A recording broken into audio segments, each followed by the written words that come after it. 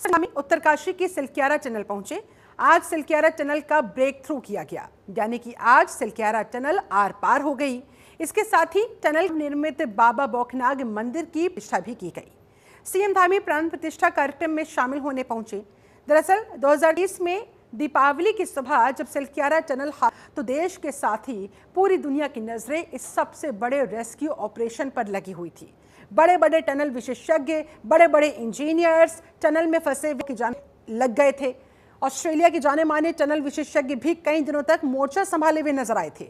उस दौरान डिक्स को स्थानीय लोगों के साथ बाबा बौखनाग के मंदिर में पूजा करते हुए भी देखा गया था। रेस्क्यू कार्य पूरा होने के बाद सीएम धामी ने सिलक्यारा सुरंग के पास, इस टनल के पास बाबा बौखनाग के मंदिर निर्माण का भी संकल्प लिया था। सीएम का संकल्प आज पूरा हो गया, टनल के पास बनकर तैयार हो गया। यात्रा के लिए सिलक्यारा टनल बेहद महत्वपूर्ण है। लगभग 853 करोड़ की लागत से ये टनल बनाई जा रही है। ये तकरीबन 4.5 किलोमीटर लंबी दो टनल है, 2 दिशा वाली सुरंग है। सिलक्यारा टनल के निर्माण से गंगोत्री और यमुनोत्री के बीच की दूरी 26 किलोमीटर तक कम।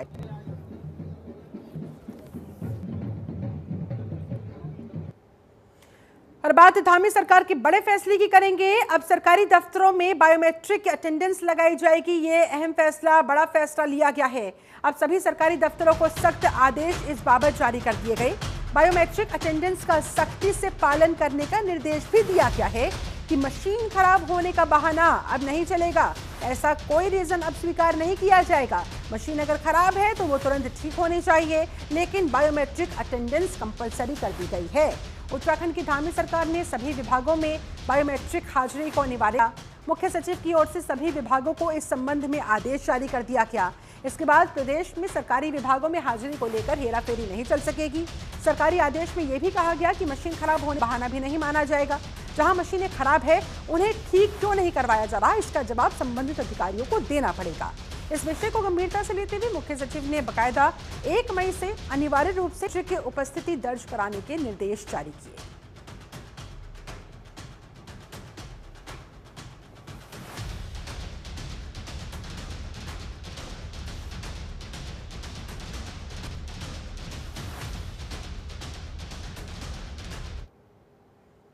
मनोज सिंह धामी की अध्यक्षता में सचिवालय में हुई उत्तराखंड कैबिनेट की मीटिंग में जनहित से महत्वपूर्ण प्रस्तावों को मंजूरी दी गई।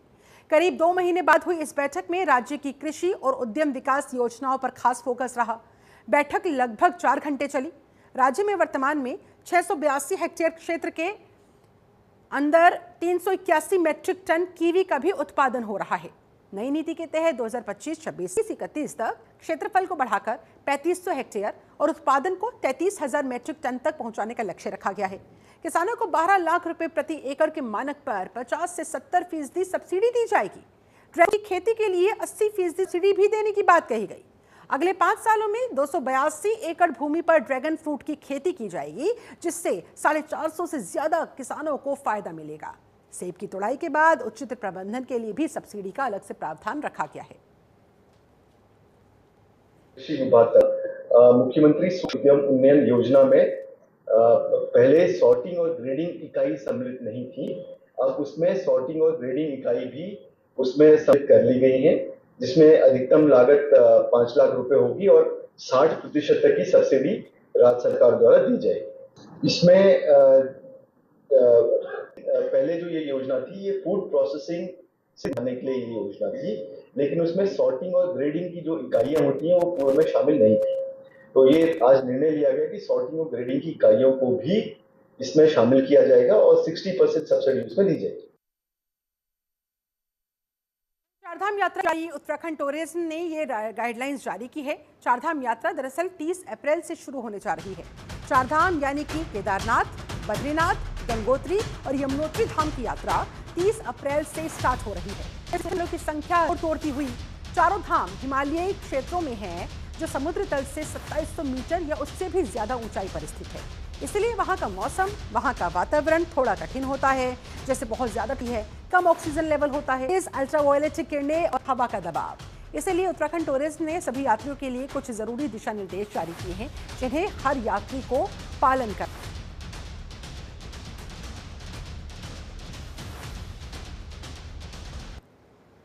तो यात्रा की योजना कैसे बनाएं, आइए आपको ग्राफिक्स के माध्यम से बताते हैं। 7 दिन की यात्रा की योजना बनाई जानी चाहिए ताकि शरीर को आराम भी मिल सके और शरीर वहाँ के वातावरण के हिसाब से अपने आप को एडजस्ट कर सके। इसको लेकर हमें अपनी बॉडी को इतना समय, पैदल यात्रा करते समय हर घंटे ब्रेक लेना। वाहन से अगर यात्रा कर रहे हैं तो हर 2 घंटे के बाद 5 से 10 मिनट वहाँ पर रुकना चाहिए। ये आपको बता रहे हैं क्या कुछ यात्रा से पहले आपको तैयारी करनी है, कैसे करनी है। यात्रा पर जाने आपको हर दिन 5 से 10 मिनट है, रोजाना 20 से 30 मिनट टहलने की आदत डालें। बैग कैसे करें अब वो देखिए। गर्म कपड़े जैसे कि ऊनी स्वेटर, थर्मल, मोजे ये पैक करके जरूर ले जाए। बारिश से बचने के लिए रेनकोट लेकर जाए, छाता लेकर जाए। हेल्थ उपकरण जैसे कि पल्स ऑक्सीमीटर रखें अपने साथ, थर्मामीटर रखें अपने साथ। अपनी ज़रूरी दवाइयाँ, टेस्ट किट और डॉक्टर्स का नंबर भी अपने साथ ज़रूर रखें। मौसम की जानकारी लेते रहे। यात्रा शुरू करने से पहले वेदर रिपोर्ट जरूर देख कर जाएं। अगर मौसम ठंडा है तो पर्याप्त गर्म कपड़े अपने साथ। डॉक्टर अगर मना करे तो यात्रा करने से बचने की सलाह भी दी जाती है।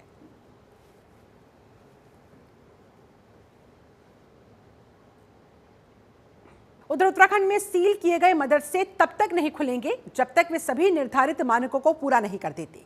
मदरसा बोर्ड अध्यक्ष मुफ्ती शमून कासमी ने सरकार का रुख स्पष्ट किया। पत्रकारों से बातचीत में शमून से मानकों का पालन नहीं कर रहे थे, उन्हें सील कर दिया गया था।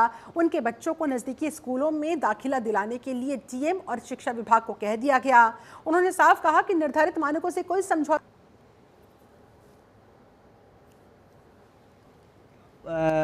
कार्रवाई के बाद उनके अंदर ये आया है कि अब हम अनियमितताओं के साथ नहीं चल सकते, हम ट्रांसपेरेंसी और ईमानदारी के साथ चलेंगे। और हमारे माननीय मुख्यमंत्री श्री पुष्कर सिंह धामी जी बार बार ये बात कह चुके हैं और मैं भी इसे स्पष्ट करूं कि वो किसी समुदाय के या किसी विशेष वर्ग के न वो खिलाफ हैं, बल्कि सबको साथ लेकर चलना चाहते हैं। और मदरसों में पढ़ने वाले बच्चे पसमानदा समाज से ज़्यादा ताल्लुक़ रखते हैं। इस टीम से जुड़े ये तभी बनेंगे कि जब गुणवत्तापूर्ण एजुकेशन दी जाएगी। जिन मदरसों पे कार्रवाई हुई है, अफसोसजनक बात यह है कि उन मदरसों को चालित किया जा रहा था, उन्हें वो क्या पढ़ा रहे थे, क्या उन्हें वो शिक्षा दे रहे थे, उसकी कोई पता किसी को नहीं था। आज हम इसका भी संज्ञान ले रहे हैं कि जहाँ जहाँ बहुत सारी चीज़ें ऐसी आई जहां कार्रवाई हुई है वो वक्फ की संपत्तियों पे चल रहे थे।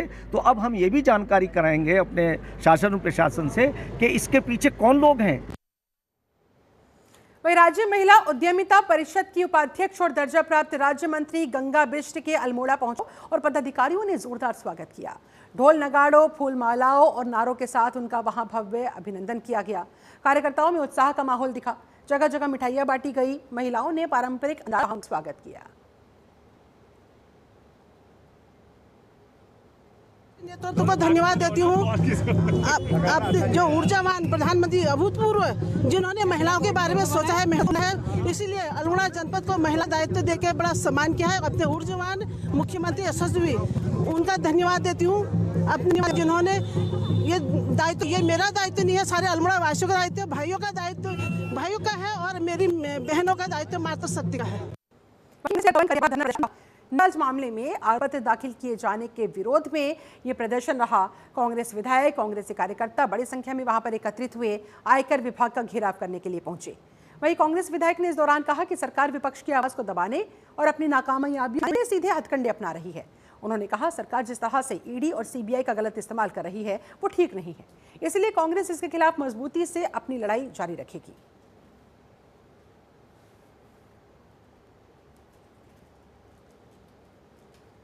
ने सोनिया गांधी जी और हमारे नेता प्रतिपक्ष राहुल गांधी जी के खिलाफ जो चार्जशीट जमा की है ईडी ने, तो उसके विरोध में हम यहाँ पर बैठे हैं।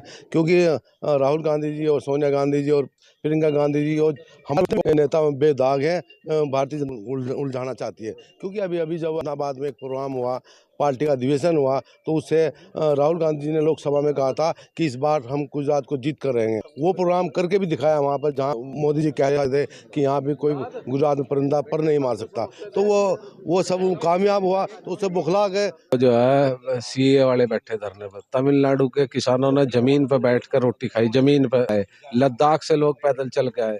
आज जो है जो भी व्यक्ति संसद में या सदन के बाहर जो भाजपा के भ्रष्टाचार को, कुरीतियों को, कुनीतियों को, दमनकारी नीतियों के खिलाफ जो बोल रहा है, उसे ही दबाया जा रहा है। ईडी और सीबीआई का दुरुपयोग किया जा रहा है। राहुल गांधी जी ने, सोनिया गांधी ने, कांग्रेस पार्टी ने, यंग इंडियन ने नेशनल हेराल्ड नाम का इस देश की आज़ादी में बहुत बड़ा और महत्वपूर्ण जो बैंक।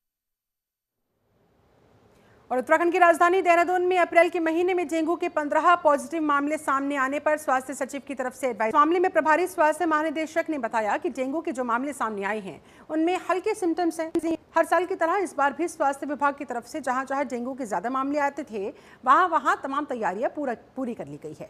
बता दें, देहरादून के 2 निजी अस्पतालों में बीते 13 दिनों में 15 डेंगू के पॉजिटिव देहरादून के बाहर के बताए जा रहे हैं। जैसे आप बता रहे हैं कि 15 केसेस हैं, वो ठीक है, वो एलाइजा पॉजिटिव हैं, but not very much severe cases जो मैंने पता करा। तो हमारी जो इसके रिगार्डिंग एडवाइजरी जो है वो हर साल जारी भी हो रही है, और साथ ही हमारे जनपदों को भी लेटर तभी बीसीबी करने वाले हैं, और जैसे हर साल की तरह तैयारियां करते ही हैं हमारे राज्यों में। और स्पेशली जो जहाँ पर लास्ट ईयर जो हमारे डेंगू ज़्यादा केसेस मिले थे, तो उन जगहों को हम इस बार ज़रा ज़्यादा फोकस करेंगे। देखिए, अभी फ़िलहाल हमने स्टेट गवर्नमेंट की ओर से, हेल्थ डिपार्टमेंट की ओर से डेंगू और चिकनगुनिया ये हर साल हम जारी करते हैं, और नॉर्मली ये अप्रैल के महीने में हम लोग जारी करते हैं, ताकि पहले से ही हमारा एक्शन प्लान तैयार रहे और हम पहले से ही हमारा भी मैनेजमेंट प्रोसीजर है वो तैयार रहे। तो इसी के तहत सबसे पहले जो इम्पोर्टेंट हमारी स्ट्रैटेजी रहती है वो प्रिवेंटिव स्ट्रैटेजी रहती है, जिसके तहत हम लोग सोर्स रिडक्शन का काम करते हैं, जिसमें डिस्ट्रक्शन ऑफ लार्वे शामिल है। इसमें काम करते हैं, जैसे नगर निगम है, डिस्ट्रिक्ट एडमिनिस्ट्रेशन और हेल्थ डिपार्टमेंट है, इनका फोकस सोर्स रिडक्शन पे रहेगा। इसके अलावा जो 3 डिपार्टमेंट्स अभी मैंने बताए थे, health, district administration and municipal corporation. प्रदेश में गर्मियां बढ़ने के साथ ही पेयजल की किल्लत, सीएम धामी के निर्देश के बाद जिलेवार कंट्रोल रूम बना दिए गए। अल्मोड़ा जिले के विकास खंड सल्ट के सरकारी विद्यालयों में पेय करने के लिए प्रशासन ने खंड शिक्षा अधिकारी, जल निगम, जल संस्थान के अधिकारियों के साथ बैठक करके पेयजल किल्लत दूर करने के दिशा निर्देश दिए। एसडीएम ने कहा, जिन स्कूलों में पेयजल की दिक्कत है उन्हें दूर करने का प्रयास किया जा रहा है। गर्मी के सीजन को देखते हुए खंड शिक्षा अधिकारियों और जल संस्थान और जल निगम के अधिकारियों के साथ में एक बैठक की गई है, जिसमें जिन जिन विद्यालयों में संबंध में प्रयास। उधर रुड़की भगवानपुर के ग्राम सिकरोढ़ा में वक्फ बोर्ड की 80 बीघा जमीन से आज कब्जा हटा दिया जाएगा। प्रशासन ने नीलामी की प्रक्रिया भी शुरू कर दी है। आज नीलामी प्रक्रिया होगी। एसडीएम भगवान पैमाइश करवाई जा रही है। आज 80 बीघा वक्फ बोर्ड की भूमि इस तरह से कब्जा मुक्त होने वाली है। तहसील प्रशासन ने इस बाबत पहले ही सारी तैयारियां कर ली थी।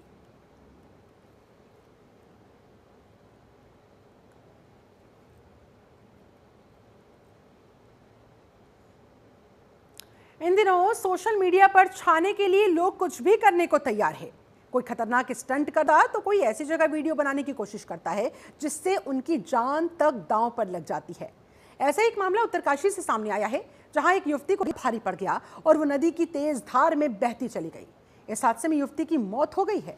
मणिकर्णिका घाट का ये मामला है, जहां पर गंगा नदी में युवती रील बना रही थी। तभी रील बनाते बनाते अचानक से युवती का पैर फिसल गया, डिसबैलेंस हो गई, नदी की तेज धार में युवती बह गई और इस हादसे में युवती की जान।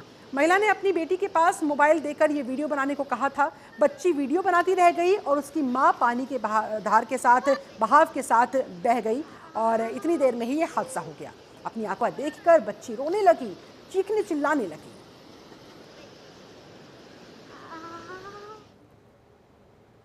वहीं रुड़की सिविल लाइंस कोतवाली सोत में गुल मोहम्मद खान के परिवार के साथ मारपीट और घर में तोड़फोड़ का कैमरा में कैद हो गया।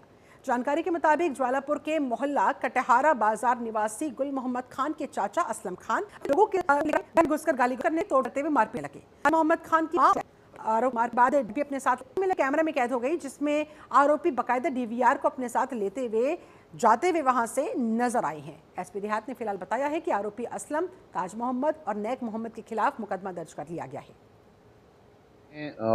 जो सिविल लाइन कोतवाली क्षेत्र में किसी घर में जो पूर्व से परिचित और रिश्तेदार भी शायद दूर के हैं, वो आए थे। उनका आपस में किसी लेन देन को लेकर पहले से कुछ चल रहा था, तो बताते हैं पर्टिकुलर दिन में उन्होंने वहां पर उनके साथ मारपीट करी और कुछ बदतमीजी तोड़फोड़ की घटना हुई है।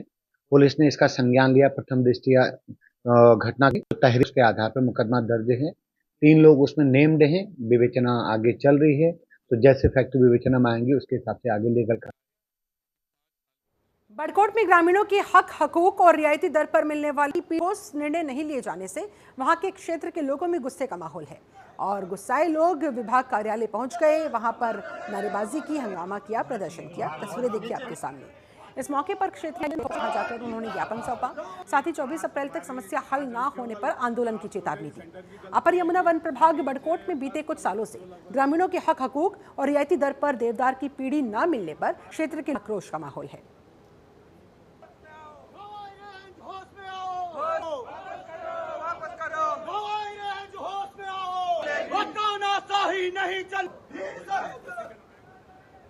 उधर रुड़की पुलिस और सीआईयू की टीम ने नशा तस्करों पर बड़ा प्रहार किया है। कार की डिग्गी से भारी मात्रा में नशीले इंजेक्शंस बरामद किए गए। 2915 नशीले इंजेक्शंस की तस्करी करते हुए इस नशा तस्कर को दबोचा गया है। नशीले इंजेक्शन ट्रोमाडोल हाइड्रोक्लोराइड नाम से हैं। वहीं आरोपी ने बेचे गए नशीले इंजेक्शन से 50,000 रुपए भी कमाए थे। वो नकदी भी उसके पास से बरामद कर ली गई है। एसएसपी हरिद्वार ने सप्लायर भी पुलिस की रडार पर है। जल्द ही उन्हें भी पकड़ लिया जाएगा, उनकी गिरफ्तारी होगी। नशे के विरुद्ध माननीय मुख्यमंत्री महोदय की जो नशा मुक्त पहल पे आज का बड़ी कार्रवाई करते हुए हरिद्वार पुलिस ने रुड़की में सीआईयू रुड़की और 3000 इंजेक्शन के आसपास की एक बड़ी खेप पकड़ी है, जिसमें लोगों को हिरासत में लिया गया है। उनको न्यायिक परीक्षा में भेजा जाएगा। इनके साथ ही जो अन्य अभियुक्त इनके साथ जुड़े हैं, जो इस पूरी चेन का हिस्सा है, उनकी भी पुलिस तलाश कर रही है। जल्दी ही अन्य अरेस्टिंग्स भी की। उत्तराखंड की जो हमारी मुख्यमंत्री की है उसको लगातार हम लोग साकार कर रहे हैं और उसमें और भी बड़ी बरामदगी होने की संभावना है। वहीं रुड़की के अपनी आधिकारिक वेबसाइट मिल गई है, जिसका शुभारंभ आशीष मिश्रा ने आज कर दिया है। जॉइंट मजिस्ट्रेट ने कहा कि डिजिटल अभियान को समर्थन देते हुए जायरीनों की सुविधा के लिए ये पहल की गई है। चलिए इसके साथ उत्तराखंड की अहम खबरों में फिलहाल बस इतना ही। बने रहे जनतंत्र टीवी के साथ।